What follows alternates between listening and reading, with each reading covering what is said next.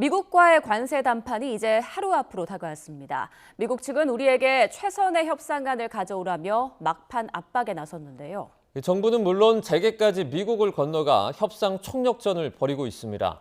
경제부 취재기자 연결합니다. 최하영 기자, 이 정부에서는 경제통상 외교수장이 미국으로 총집결하고 있는데 여기에 재계까지 지원 사격에 나섰죠? 네, 오늘 정의선 현대차그룹 회장까지 방미길에 올랐습니다. 세계 3위 완성차그룹 수장이자 앞서 트럼프 행정부와 함께 대규모 현지 투자를 발표한 정 회장이 합류하면서 우리나라 관세 협상단에 힘이 실릴 것으로 보입니다. 특히 최대 경쟁국인 일본과 유럽연합이 자동차 관세를 25%에서 15%로 내리면서 정 회장의 역할을 더욱 커질 것으로 전망됩니다. 앞서 김동관 하나그룹 부회장이 출국한 데 이어 어제는 이재용 삼성전자 회장도 방미길에 올랐습니다. 먼저 김동관 부회장은 우리나라가 미국 측에 제안한 조선산업협력 프로젝트를 구체화하는 데 힘을 보탤 것으로 보입니다. 이재용 회장은 반도체 협력으로 측면 지원에 나설 것으로 전망되는데요. 반도체 투자 확대와 기술 협력을 제안할 가능성이 거론됩니다. 앞서 삼성전자는 2030년까지 미국에 370억 달러, 54조 원 이상을 투자하기로 하고 텍사스주 테일러에 반도체 위탁 생산 공장을 짓고 있는데요. 최근 테슬라와 22조 8천억 원 규모의 반도체 위탁 생산 공급 계약을 맺고 이 공장에서 인공지능 칩을 생산하기로 했습니다. 이에 삼성전자 부활의 신호탄으로 해석됐지만 동시에 미국의 반도체 산업 부흥과 투자 유치 전략과도 맞아떨어지면서 한미 협상에 유리하게 작용할 수 있을 것이란 평가가 나옵니다. 네, 정부에선 구윤철 경제부총리가 우리 시각으로 오늘 새벽 미국에 도착했는데 곧바로 미 상무장관과 만났다고요? 네, 미국에 도착한 지 3시간 만의 회동입니다. 구 부총리는 현지에 있는 김정관 산업통상자원부 장관과 여한구 통상교섭본부장과 함께 하워드 러트닉 상무부 장관을 만났습니다. 미 상무부에서 2시간 동안 통상협의를 했는데요.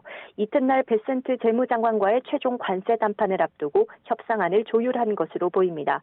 특히 러트닉 장관은 일본의 관세 협상 과외를 해준 인물로 알려져 있습니다.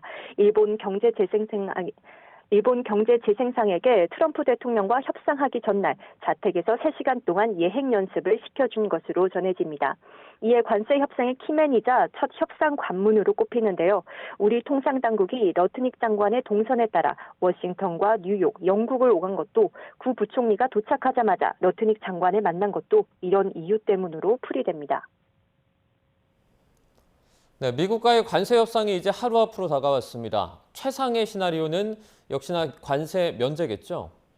네, 당장 다음 달 1일부터 미국은 우리나라에게 상호 관세 25%를 예고한 상황입니다. 여기에 철강에는 50%, 자동차와 자동차 부품에는 25%의 품목 관세가 이미 매겨져 있습니다. 앞으로 반도체까지 우리 주력 수출품에 관세가 매겨지거나 예고된 상황입니다. 이번 협상에서 최상의 시나리오는 말씀대로 상호 관세와 품목 관세를 모두 면제받는 겁니다. 하지만 앞서 다른 나라의 협상 결과를 보면 현실화하기 쉽지 않아 보이는데요. 일본과 유럽연합이 상호 관세와 자동차 관세를 15%로 낮춘 만큼 우리 입장에선 15% 사수가 현실적인 최적의 시나리오입니다. 반면 협상이 결렬돼 관세 폭탄을 맞게 된다면 수출 의존도가 높은 우리나라 입장에선 경제에 큰 타격이 미칠 것으로 보입니다. 특히 자동차 산업의 경우 최대 수출 시장인 미국에서 일본과 유럽에 뒤처질 수도 있습니다. 이에 따라 관세율이 15%보다 높은 수준으로 타결된다면 성공적인 협상이란 평가가 나오기 어려울 것으로 보입니다. 지금까지 경제부에서 YTN 최하영입니다.